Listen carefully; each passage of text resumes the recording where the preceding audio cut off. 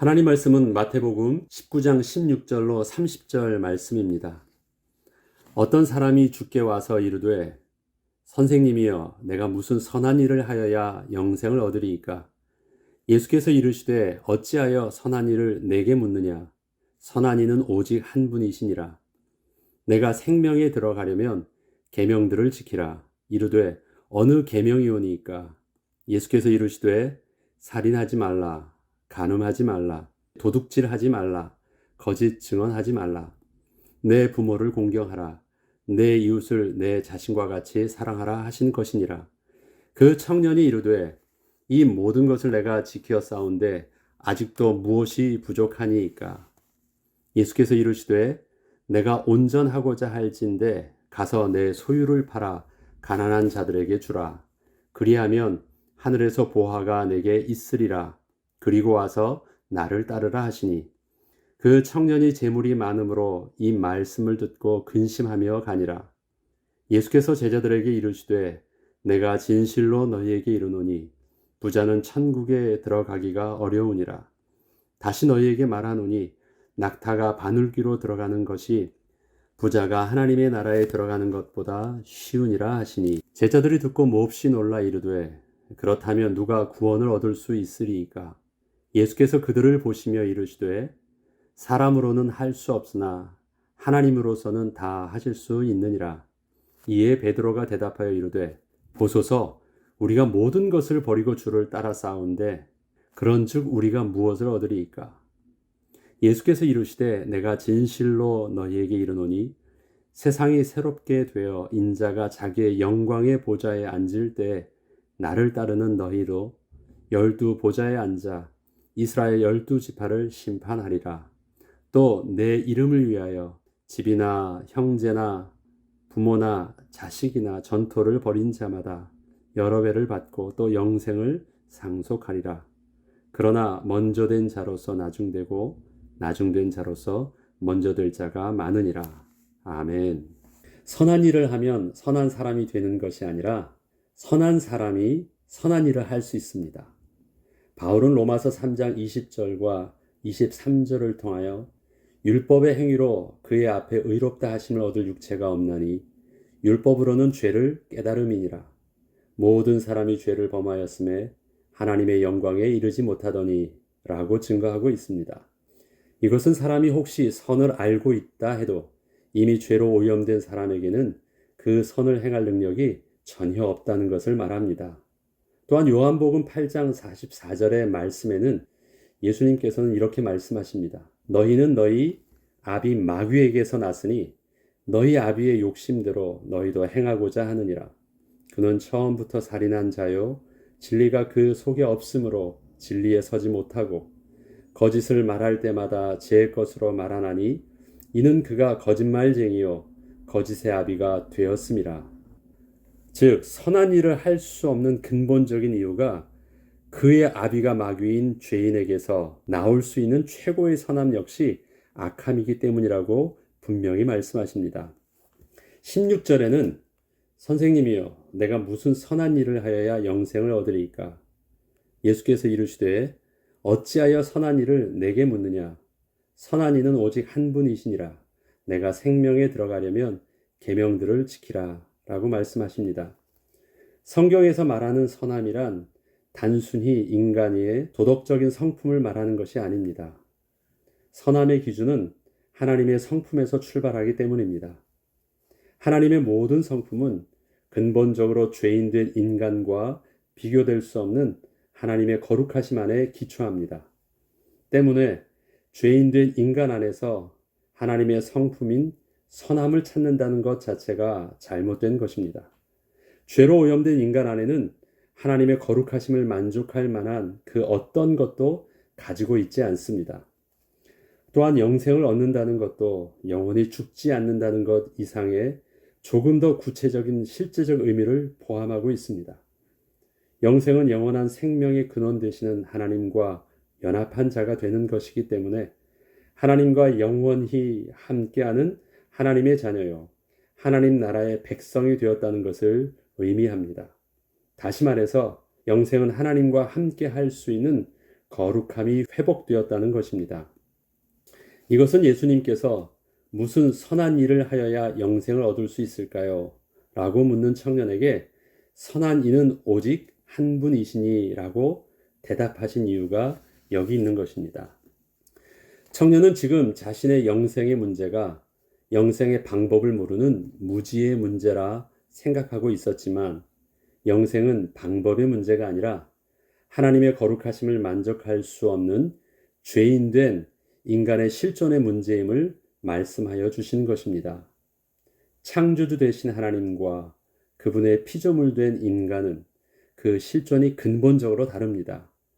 그렇기 때문에 우리의 신앙의 출발은 행동의 변화에 앞서 먼저 우리 스스로가 하나님의 거룩하심을 만족할 수 없는 하나님의 영광을 거부한 죄인임을 철저히 자각하고 하나님의 은혜 앞에 온전히 서야 하겠습니다. 17절로 22절을 보면 이르시되 어느 계명이 오니까 내가 이 모든 것을 내가 지켜 싸운데 아직도 무엇이 부족하니까 예수께서 이르시되 내가 온전하고자 할진대 가서 내 소유를 팔아 가난한 자들에게 주라. 그리하면 하늘에서 보화가 내게 있으리라. 그리고 와서 나를 따르라 하시니 그 청년이 재물이 많음으로 이 말씀을 듣고 근심하며 가니라. 율법을 온전히 지킴으로 영생을 얻으려 했던 청년에게 있어서 부자로 살고 있는 자신의 모습은 자기가 하나님 앞에서 이 모든 것을 내가 지켜 싸운데 무엇이 부족하니까 라고 당당히 말할 수 있게 했던 그 의로움의 증거였습니다. 그런데 자신의 의로움을 증명해 주던 이 땅에서의 부유함을 눈에 보이지 않는 천국에서 받을 축복으로 바꾸라 하시는 그 예수님의 말씀은 천국의 실제성이 없던 부자 청년에게는 자신의 의로움을 드러나게 할 증거를 잃게 된다는 것을 의미하였기에 고민할 수밖에 없었습니다. 이것은 청년에게 있어서 단순히 자신의 재산을 모두 잃는다는 것 이상의 의미가 있었기 때문입니다. 신명기서 10장 18절과 19절 말씀에는 고아와 과부를 위하여 정의를 행하시며 나그네를 사랑하여 그에게 떡과 옷을 주시나니 너희는 나그네를 사랑하라. 전에 너희도 애굽 땅에서 나그네 되었음이라 말씀하십니다. 내 이웃을 내 몸과 같이 사랑한다는 것은 앞선 하나님의 말씀처럼 나와 이웃이 하나님 보시기에는 다르지 않다라는 분명한 인식 속에서 출발합니다. 우리 모두는 하나님의 은혜를 받아야 하는 죄인이기 때문입니다. 우리의 어떠한 배경과 조건도 하나님 앞에서 스스로를 구별되게 하는 이유가 될 수는 없습니다.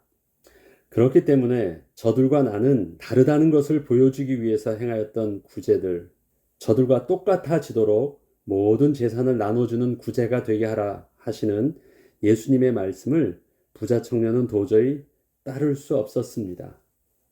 이렇듯 예수님께서는 부자 청년에게 단순히 재물을 소유하지 않는 가난한 자가 되라고 말씀하신 것이 아니라 가난한 자들처럼 여전히 하나님의 은혜를 필요로 하는 갈급한 자가 되라고 말씀하신 것입니다.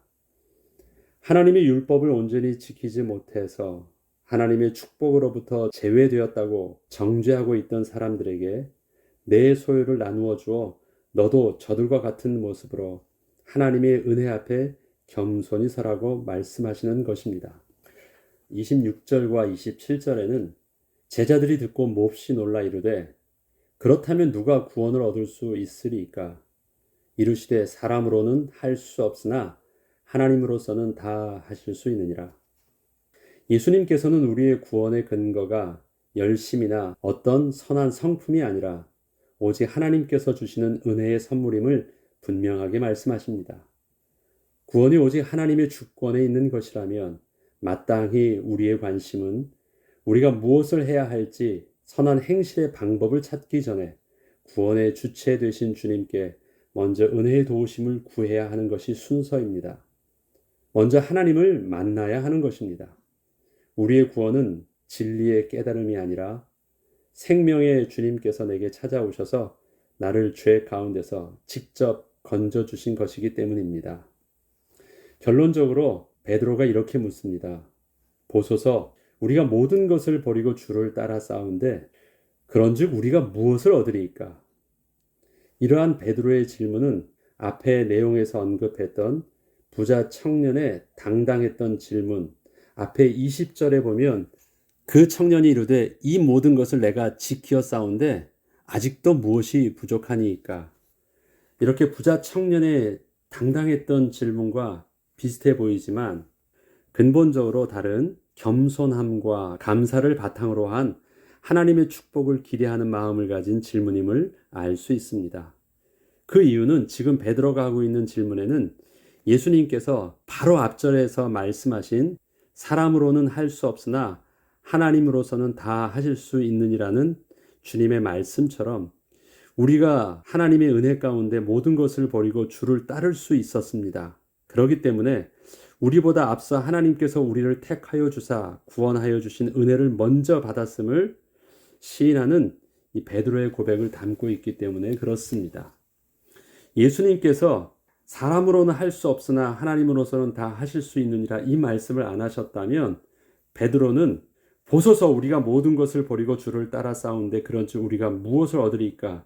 이것은 나름대로 예수님을 따를 때 자신의 배도 버리고 집도 버리고 모든 어구도 버리고 예수님을 따랐다라는 것 자체가 굉장히 부자 청년이 그렇게 율법을 행하였던 것과 비슷할 수 있는데 베드로가 그렇게 대답하기 전에 예수님께서 하셨던 말씀, 사람으로는 할 수 없으나 하나님으로서는 다 하실 수 있다는 그 말씀을 인정하고 고백한 말이기 때문에 근본적으로 다른 고백이 된 것입니다.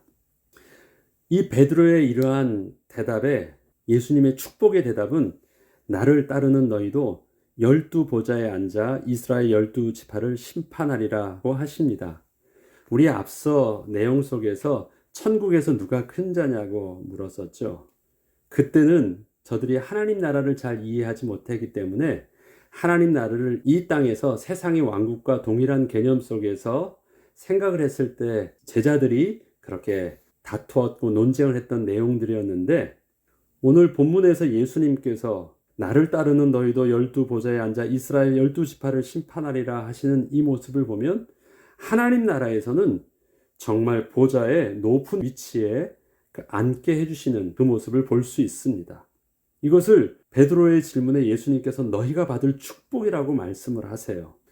이렇게 예수님께서 말씀하신 이유는 율법을 온전히 지키고 있다는 자신만의 의로움으로 하나님 앞에 당당히 서려 했던 유대인들을 향하여 은혜로 택함 받아 주님을 따르게 되었던 12 제자들을 바로 저 유대인들을 정죄하는 심판관으로 주님 보좌 옆에 함께 서게 하사 하나님 나라의 가장 큰 자가 되게 하여 주신다고 하신 것입니다. 율법으로 그 나라의 위대한 자가 되는 것이 아니라 하나님의 의의 복음으로 하나님의 은혜로 그 나라의 하나님의 보좌 옆에 위대한 자로 세워주신다는 약속의 말씀이십니다. 주는 그리스도시요 살아계신 하나님의 아들이십니다를 믿음으로 고백하는 제자들에게 주님은 최고의 영광인 하나님의 구원과 하나님의 의의 증인이 되게 하여 주시겠다고 약속하여 주신 것입니다. 마찬가지로 하나님께서는 그러한 제자들 옆에 동일한 신앙 고백을 하는 저와 여러분들도 그날에 주님 보좌 옆에 함께 서게 하여 주실 것입니다. 기도하겠습니다. 하나님, 어떻게 하여야 구원을 얻을 수 있습니까? 부자 청년은 자신이 이 땅에서 열심을 다하고 수고를 다하여 율법을 행하였던 그 의로움을 가지고 구원의 비밀을 삼으려고 했고 자기만의 선함을 가지고 하나님 앞에 감히 서려고 했었습니다. 그러나 예수님께서 제자들에게 구원의 비밀은 하나님의 은혜의 택하심 속에 있음을 말씀하셨을 때 그것이 제자들의 축복이요 하나님 나라의 위대한 자로 설 수 있는 비밀임을 깨닫게 하여 주심을 감사를 드립니다. 하나님 우리에게서도 제자들의 고백처럼 주는 그리스도시여 살아계신 하나님의 아들이심을 고백하게 하시고 그 예수 그리스도를 우리의 구주로 영접함으로 하나님의 자녀가 되게 하셨사오니 이 땅에서 하나님의 자녀다운 존귀한 자의 축복을 성령님 함께하여 주셔서 누리게 하여 주시고 주님 앞에 서는 그날 세상에서 알지 못했던 가장 존귀한 하나님 나라의 생명의 면류관을 받으며 주님 보좌 옆에 함께 서는 은혜를 누리게 하여 주시옵소서. 감사드리며 우리 주 예수 그리스도 이름으로 기도합니다. 아멘.